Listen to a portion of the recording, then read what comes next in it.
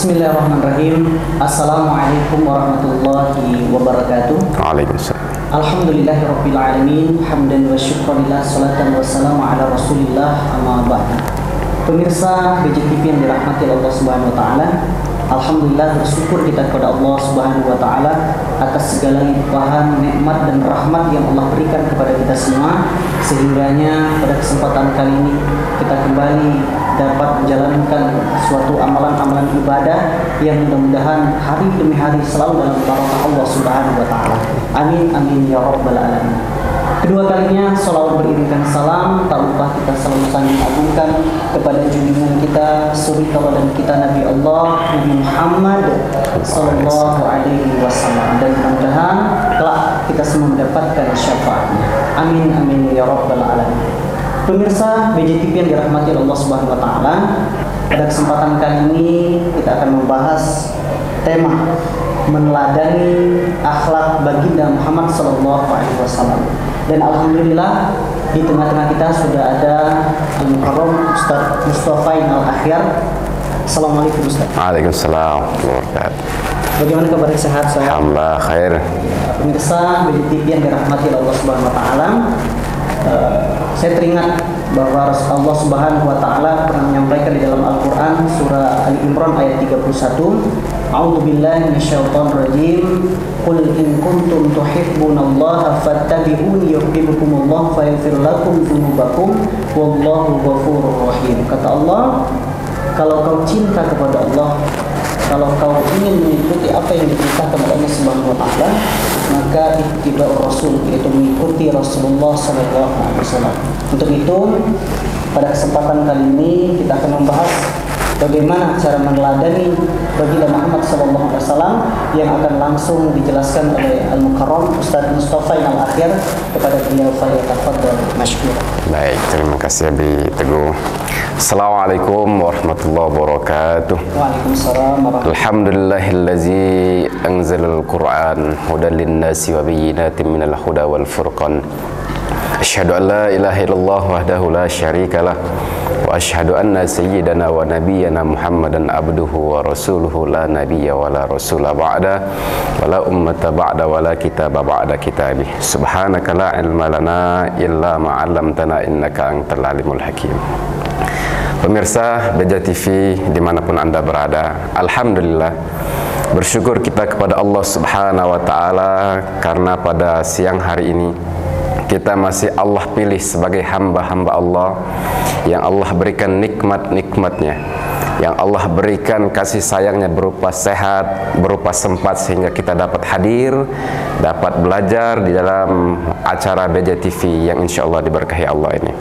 Salawat dan salam senantiasa kita sanjung agungkan kepada manusia mulia, manusia yang hari ini, yang bulan ini kita peringati bulan kelahirannya, yang hari ini beliau menitipkan kepada kita semua agar menjadi hamba Allah yang taat. Di bulan hari ini lahir sesosok manusia yang Allah utus untuk menyempurnakan akhlak, manusia yang Allah utus sebagai nabi dan rasul sekaligus penutup para nabi dan rasul. Artinya tidak ada nabi setelah beliau dan juga tidak ada rasul setelah beliau. La nabiyya wa la rasula ba'da. Habibana wa nabiyyana Muhammad sallallahu alaihi wasallam. Mudah-mudahan kita semua yang hadir dan pemirsa yang ada di rumah senantiasa diakui oleh beliau sebagai umatnya dan akan diberikan syafaatul uzma'nya pada yaumil qiyamah. Amin ya rabbal alamin. Pemirsa BJTV dimanapun Anda berada, untuk mengawali pertemuan kita pada siang hari ini, Allah Subhanahu wa taala mengatakan di dalam Al-Qur'an, A'udzubillahi minasyaitonirrajim. Laqad kana lakum fi Rasulillahi uswatun hasanah liman kana yarjullaha wal yawmal akhir wa dzakarallaha katsira. Kata Allah, laqad kana lakum. Di dalam ilmu nahwu, laqad artinya penegasan. Sungguh telah ada pada diri Rasulullah itu suri tauladan yang baik bagimu, bagi kita semua umat manusia, khususnya bagi seluruh umat Islam. Ada sosok, ada contoh terbaik yang diperankan oleh pemeran terbaik, Siapa itu? Yaitu Habibana wa Nabiyana Muhammad sallallahu alaihi wasallam.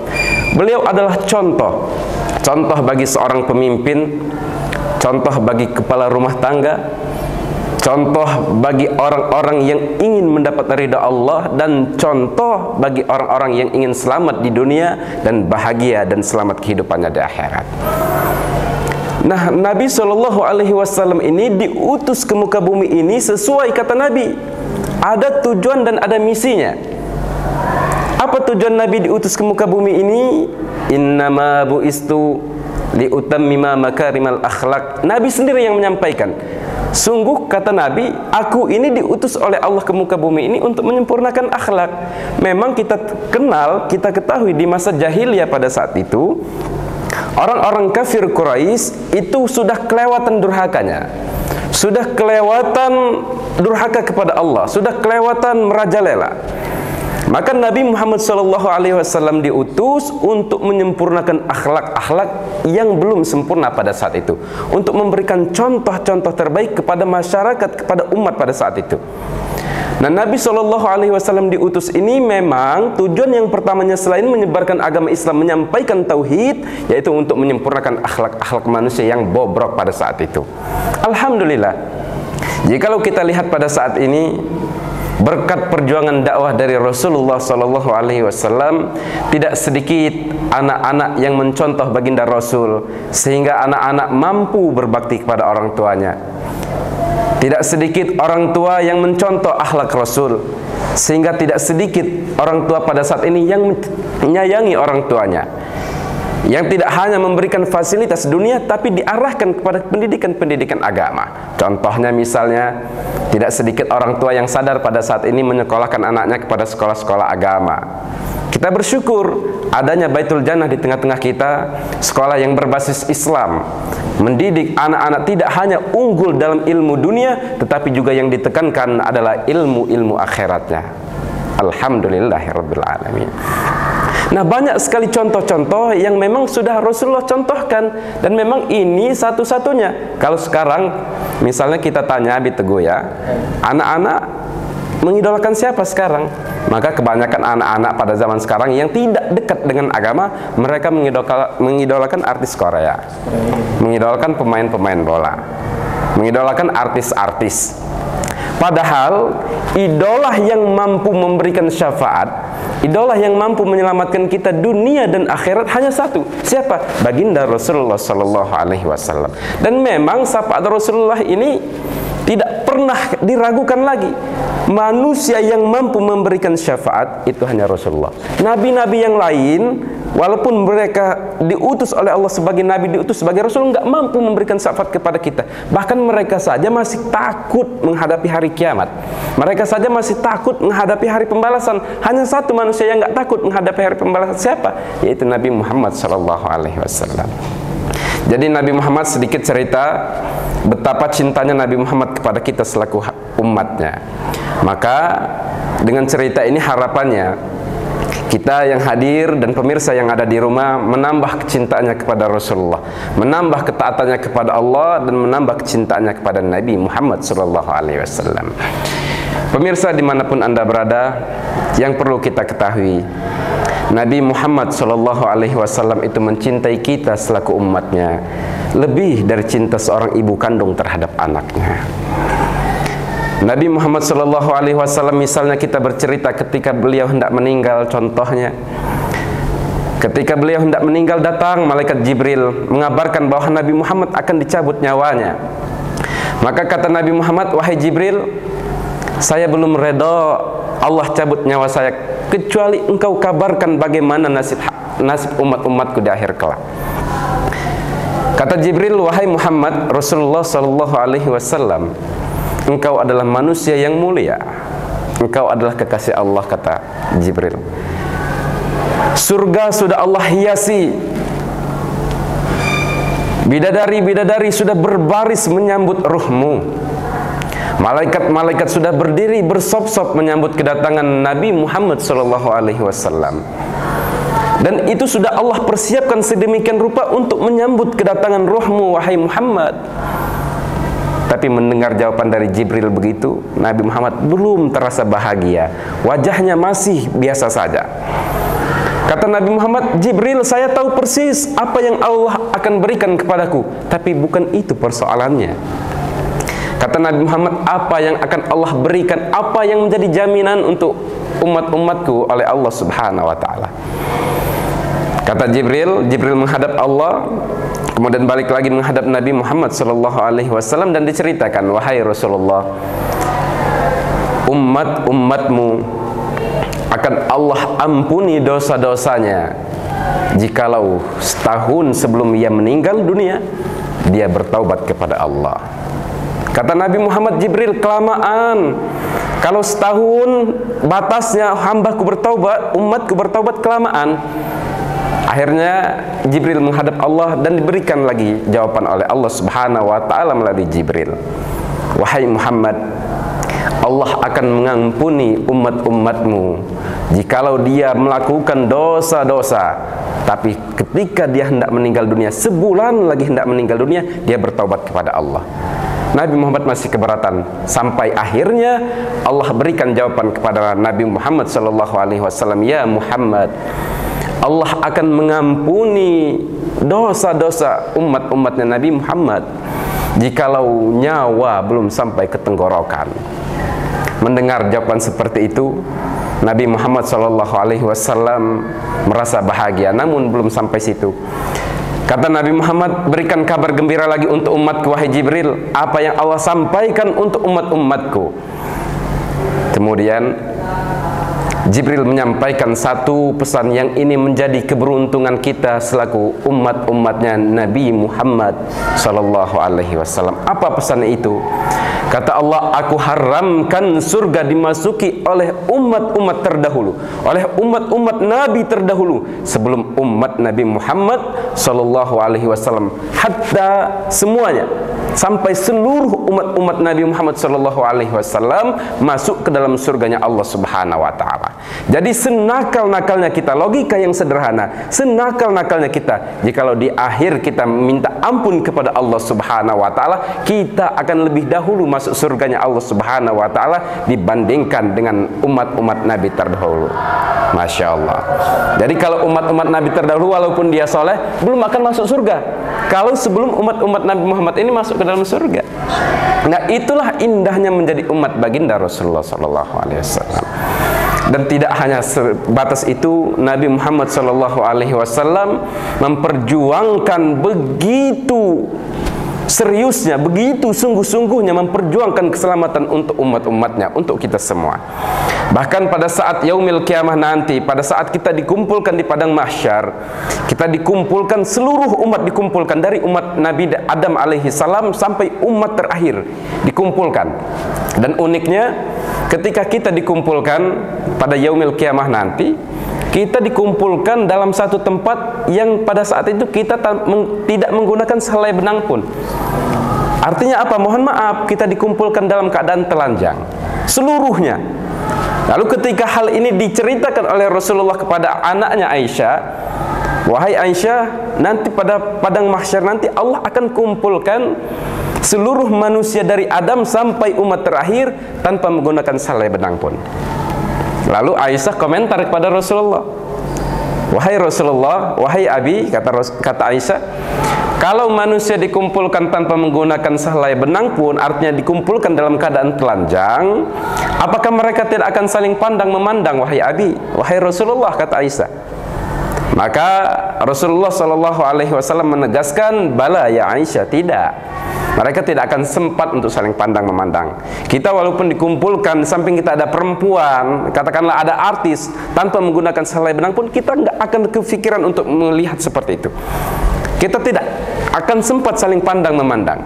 Allah mengatakan di dalam Al-Quran surah Abasa, a'udzubillahi minasyaitonirrajim.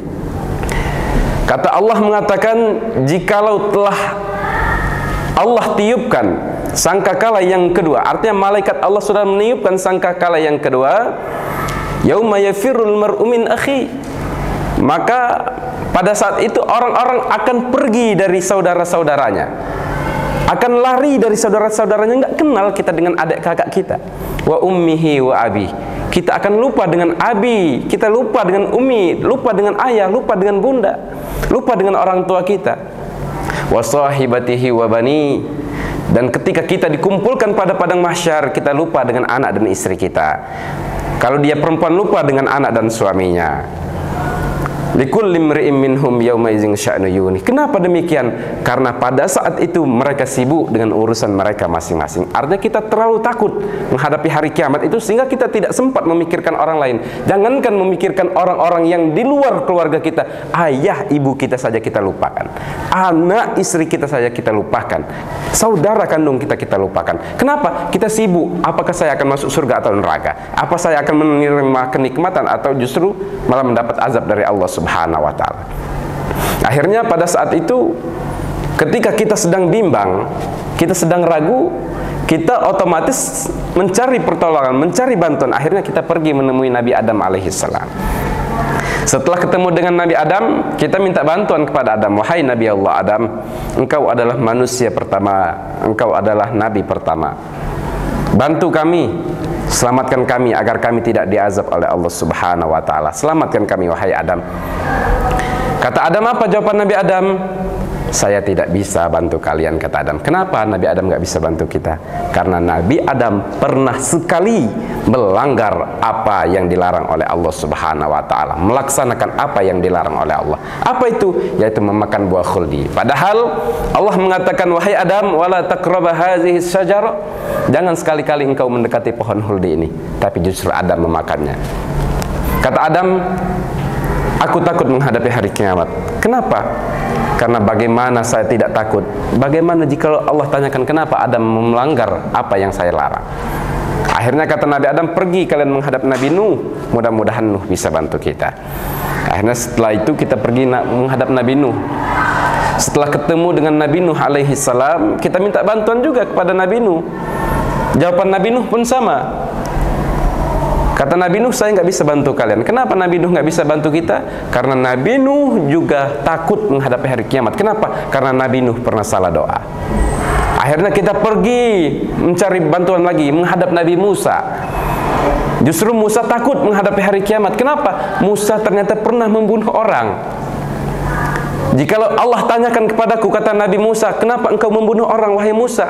Apa yang harus saya jawab, kata Nabi Musa? Saya nggak bisa bantu kalian, kata Nabi Musa. Akhirnya kita pergi minta bantuan, mencari bantuan. Kita ketemu dengan Nabi Allah, Nabi Isa. Setelah bertemu dengan Nabi Isa, kita minta bantuan. Wahai Nabi Allah Isa, engkau adalah kekasih Allah, engkau adalah Rasul Allah. Bantu kami, selamatkan kami dari azab Allah yang sudah di depan mata. Justru yang lebih mengagetkan, ternyata Nabi Isa sekelas Nabi, beliau adalah orang yang sangat takut menghadapi hari kiamat. Bahkan beliau adalah orang yang paling takut menghadapi hari kiamat. Ini sekilas lucu, kenapa Nabi takut menghadapi hari kiamat? Tapi betul, Nabi Isa takut menghadapi hari kiamat. Kata Isa, bagaimana saya tidak takut menghadapi hari kiamat? Sedangkan di dunia ini Allah jadikan aku sebagai tandingannya. Kita lihat banyak orang yang menyembah Nabi Isa yang disebut dengan Yesus, ya, yang disebut dengan Yesus Kristus. Jikalau Allah tanya kepadaku, kata Isa, bagaimana engkau menjadi sainganku di muka bumi Isa? Apa yang harus saya jawab, kata Nabi Isa? Ternyata Nabi Isa takut menghadapi hari kiamat. Akhirnya di masa-masa hampir putus asa, di masa-masa hampir tidak ada lagi gairah, tidak ada lagi yang bisa menyelamatkan kita, kita teringat satu nama, teringat nama yang begitu agung, nama yang begitu mulia. Akhirnya kita pergi berbondong-bondong mencari manusia satu itu yang bernama kekasih Allah, Muhammad sallallahu alaihi wasallam.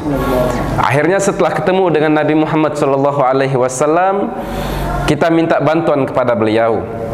Kita panggil beliau, ya Rasulullah, ya Habiballah, wahai kekasih Allah, bantu kami agar kami diselamatkan dari azab Allah yang sudah ada di depan mata. Dan Masya Allah, jawaban Rasulullah beda dari jawaban Nabi-Nabi sebelumnya. Kalau jawaban Nabi-Nabi sebelumnya mereka nggak bisa bantu kita, mereka takut menghadapi hari pembalasan, maka jawaban Nabi Muhammad SAW tampil berbeda. Kata Nabi, untuk itulah aku dibangkitkan, kata Muhammad, untuk itulah aku dibangkitkan, yaitu untuk memberi syafaat bagi umat-umatku yang taat. Masya Allah. Jadi tatkala Nabi Muhammad SAW sudah berhadapan dengan kita, kita minta bantuan kepada beliau. Nabi sujud, Nabi puji Allah dengan pujian-pujian yang banyak. Nabi puji Allah dengan pujian-pujian yang belum pernah terdengar, yang belum pernah dilantunkan oleh seseorang pun. Maka terdengar suara dari langit, "Ya Muhammad, angkat kepalamu, berdoalah akan diijabah, mintalah akan dikabulkan." Kata Nabi, Nabi tidak menyebut Abu Bakar, Nabi tidak menyebut Umar, Nabi tidak menyebut Utsman, Nabi tidak menyebut Ali, Nabi tidak menyebut Siti Khadijah, Nabi tidak menyebut Fatimah, Nabi tidak menyebut karib keluarganya. Yang disebut oleh Nabi pada saat itu, ummati, ummati, ummati. Umatku ya Allah, kata Nabi, umatku ya Allah, umatku ya Allah. Akhirnya sebagian besar umat Islam masuk ke dalam surga berkat syafaatnya Nabi Muhammad SAW. Kemudian Nabi nengok ke belakang, ternyata masih banyak umat-umatnya yang belum masuk surga.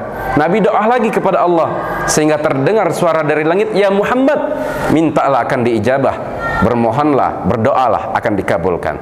Nabi juga mengatakan, ummati, ummati, sebagian besar lagi umat Islam masuk ke dalam surganya Allah Subhanahu wa taala. Nabi nengok lagi ke belakang, ternyata mungkin masih ada kita, Abi Teguh. Mungkin masih ada kita yang belum masuk ke dalam surga. Nabi minta lagi kepada Allah Subhanahu wa taala, ummati, ummati, ummati. Umatku ya Allah, umatku ya Allah, umatku ya Allah. Akhirnya seluruh umat Islam pada saat itu masuk ke dalam surganya Allah Subhanahu wa taala berkat syafaatnya Rasulullah sallallahu alaihi wasallam. Tatkala seluruh umat Nabi Muhammad sudah masuk ke dalam surganya Allah Subhanahu wa taala, baru Nabi menyudahi doanya yang panjang itu, baru Nabi menyudahi sujudnya yang panjang itu. Artinya apa? Dari kisah ini dapat kita simpulkan begitu cintanya Nabi Muhammad SAW kepada kita umatnya. Lantas apa yang membuat kita enggan untuk cinta kepada Rasulullah? Lantas apa yang membuat kita masih ragu untuk mengidolakan Rasulullah? Lantas apa yang membuat kita tidak sudi mengikuti Rasulullah? Lantas apa yang tidak membuat kita bahagia ketika kita menjalankan sunnah-sunnahnya Rasulullah SAW? Oleh karena itu, melalui acara ini saya menyampaikan, mengingatkan kepada saya pribadi dan kepada kita semuanya, kepada pemirsa BJTV dimanapun berada, mari idolakan Nabi Muhammad SAW, karena dengan mengidolakan Rasulullah SAW kita akan selamat di dunia dan kita akan bahagia di akhirat. Amin ya rabbal alamin. Demikian yang dapat saya sampaikan. Kembali ke Abi Teguh. Baik pemirsa BJTV yang dirahmati Allah Subhanahu wa taala, begitu luar biasa Ustaz tadi ya, bahwa betapa cintanya baginda Muhammad SAW dengan umatnya sehingga sanggup mengorbankan apapun ya demi umatnya. Maka barang tentu kita sebagai seorang ataupun kita sebagai umatnya haruslah lebih cinta pada baginda Muhammad SAW. Itu adalah perintah daripada Allah Subhanahu wa taala. Pemirsa BJTV yang dirahmati Allah Subhanahu wa taala, sebelumnya Ustaz mungkin ada satu pertanyaan yang perlu dijawab nanti Ustaz.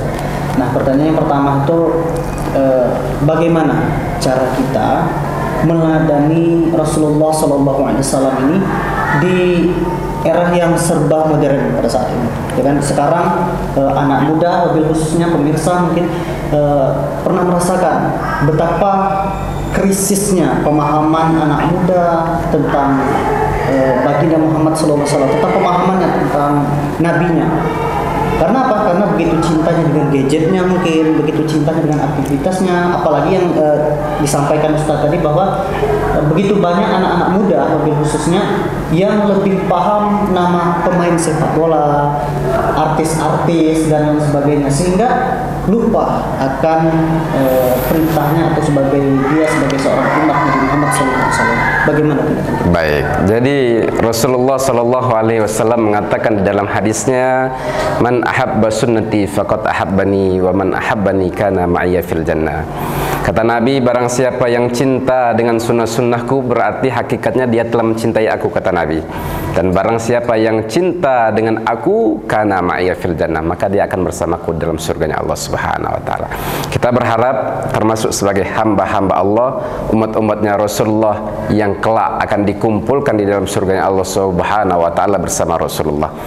Jadi menanggapi hal demikian, memang sudah tidak menjadi rahasia pribadi Ini sudah menjadi rahasia umum, sudah menjadi rahasia publik, bahwa tidak sedikit anak-anak pada saat ini yang lebih mencintai gadgetnya, yang lebih mencintai dunianya daripada mencintai Rasulullah Sallallahu Alaihi Wasallam. Lalu pertanyaannya, bagaimana cara kita menumbuhkan kecintaan itu kepada Rasulullah? Yang pertama, kita paksakan diri kita untuk mencintai Rasulullah dengan cara mengenalnya, mengenal biografinya, mengenal kisah dakwahnya, mengenal perjuangannya.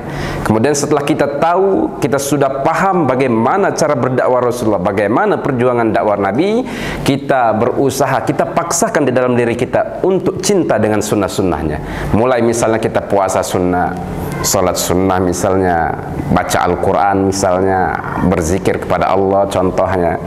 Ketika kita sudah mencintai sunnah-sunnah Rasul, berarti di dalam hati kita sudah ada kecintaan kepada Nabi. Ketika kita cinta dengan sunnah-sunnah Rasul, sesuai dengan kata Nabi tadi, kita sudah mencintai Nabi. Dan orang-orang yang cinta Nabi, pasti janji Nabi nggak akan pernah bohong, janji Nabi nggak akan pernah berdusta. Orang yang cinta dengan sunnah Nabi, sejatinya dia telah mencintai Nabi. Dan orang yang cinta dengan Nabi, dia akan bersama Nabi di dalam surganya Allah Subhanahu Wa Taala. Artinya apa? Yang pertama, paksakan untuk mengenal, pahami dulu, pelajari dulu biografi Nabi Muhammad Sallallahu Alaihi Wasallam. Setelah paham, paksakan untuk mengikuti sunnah-sunnah beliau. Setelah kita paksakan untuk mengikuti sunnah-sunnah beliau, insya Allah kita akan terbiasa. Setelah kita sudah terbiasa, maka kita akan mencintai sepenuhnya. Sesuatu hal yang sudah biasa kita lakukan, biasanya kalau kita tinggalkan sekali saja, kita akan merasa kehilangan. Contoh, kalau kita biasa makan sehari 3 kali, tahu-taunya kita tinggalkan sekali, maka kita akan ada merasa kekurangan, ada sesuatu yang hilang. Begitu juga ketika kita sudah cinta dengan sunnah-sunnah Nabi, kita tinggalkan sekali, maka kita akan merasa ada yang kurang dalam hidup saya. Nah, jadi keluhnya apa? Paksakan, nanti engkau akan terbiasa. Setelah terbiasa, akan tumbuh di dalam dirimu rasa cinta kepada Nabi Muhammad Sallallahu Alaihi Wasallam. Baik pemirsa TV yang dirahmati Allah Subhanahu Wa Taala. Jadi intinya adalah kita mulai dengan, memang harus dipaksa. Betul. Harus dipaksa. Sebagaimana kata Ustaz tadi bahwa tadi harus mengenal biografi. Karena kalau tak kenal maka tak cinta. Betul. Tidak akan sayang, tidak akan tahu. Nah itulah pemirsa. Sedikit Abi Teguh, semakin kita mengenal biografi, semakin kita mengenal sejarah Nabi, maka disitulah akan tumbuh kecintaan kita kepada Nabi Shallallahu Alaihi Wasallam. Bagaimana kita akan cinta kepada Nabi sementara kita tidak tahu biografi, tidak tahu siapa Nabi itu. Jazakallah khairan katsir Ustaz. Jadi intinya tumbuhkan, kita mulai dari sekarang. Yuk kita mulai mengenal siapa itu baginda Muhammad Sallallahu Alaihi Wasallam dan apa yang telah baginda Muhammad Sallallahu Alaihi Wasallam perjuangkan pada saat ini. Pemirsa TV yang dirahmati Allah Subhanahu Wa Taala, mungkin sebelum kita tutup sedikit pesan-pesan untuk wabil khususnya pemirsa TV dan khususkan lagi nih ke pemuda-pemuda BJTV yang dirahmati Allah Subhanahu Wa Taala. Silakan Ustaz. Baik, pemirsa BJTV dimanapun Anda berada, satu pesan untuk kita semua termasuk diri ini pribadi, mulailah mencintai Rasulullah Sallallahu Alaihi Wasallam. Karena kecintaan yang sejati hanya kecintaan antara seorang hamba dengan sang Khalik, yaitu hamba dengan Allah. Dan cinta yang sejati adalah cinta antara umat dengan Rasulullah. Dan cinta yang sejati adalah cintanya orang tua terhadap anaknya. 3 cinta yang sejati itu mampu kita laksanakan, mampu kita jalankan dalam kehidupan kita jikalau kita sudah tanamkan niat dalam cinta kita kepada Allah Subhanahu Wa Taala, itu cinta sejati. Yang kedua, cinta sejati adalah cinta antara umat dengan Rasulullah Sallallahu Alaihi Wasallam. Dan yang ketiga adalah cinta orang tua terhadap anaknya dan cinta anak terhadap orang tuanya. Mudah-mudahan dengan keluh-keluh seperti itu kita mampu menjadi hamba-hamba Allah yang taat, mampu menjadi umat-umat Rasulullah yang dicintai oleh Rasulullah, diakui sebagai umatnya, dan akan dia berikan syafaatul uzmanya pada yaumil kiamah. Dan dengan pesan-pesan ini juga semoga mampu menjadikan kita anak-anak yang soleh, mampu menjadikan anak-anak yang berbakti terhadap orang tuanya, sehingga Allah akan masukkan kita ke dalam surganya Allah Subhanahu Wa Taala karena ridho dan berkahnya dari orang tua kita semua. Baik, terima kasih Ustaz Mustafa, bahwa pada dasarnya adalah tanamkan kecintaan kita kepada baginda Muhammad SAW.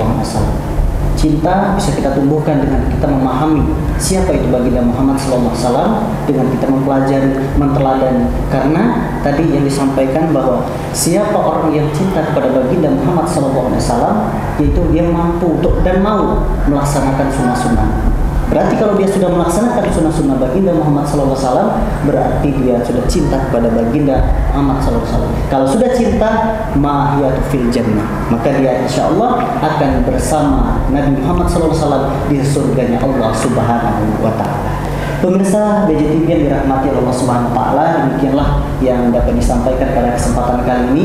Mudah-mudahan sedikit yang disampaikan tadi dapat bermanfaat untuk kita, wabil khusus bagi saya pribadi, Ustaz, bahwa kita tanamkan kecintaan kita kepada baginda Muhammad Sallallahu Alaihi Wasallam. Demikianlah yang dapat disampaikan. Saya Teguh Agusmin dan kru pamit undur diri. Mohon maaf apabila ada kesalahan dan kekeliruan. Kepada Allah kami mohon ampun.